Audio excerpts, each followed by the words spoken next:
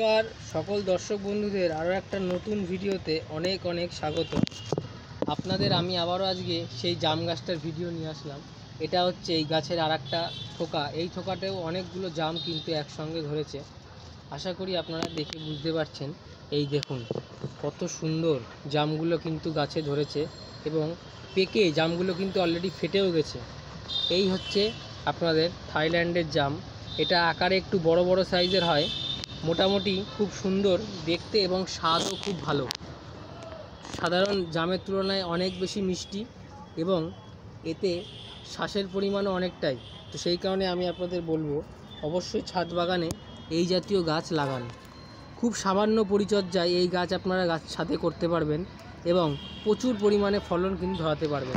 আমার গাছটাতে বর্তমানে 3 বছর বয়স, এখন আস্তে আস্তে দেখছি ফলের সংখ্যা বাড়ছে এবং গাছটা যেহেতু পরিণত হচ্ছে সেই কারণে গাছে অনেক ফল আস্তে আস্তে ধরতে শুরু করে দিয়েছে।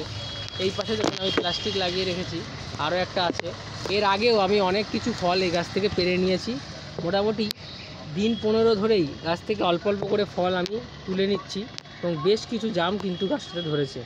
এইভাবে ছাদেই আপনারা খুব সহজে কিন্তু এরকম থাইল্যান্ডের জাম করতে পারেন এবং খুব সহজেই অল্প ব্যয়ে আপনারা এটা করতে পারেন। সকলে ভালো থাকবেন, সুস্থ থাকবেন। পরবর্তী ভিডিওতে আবার দেখা হবে।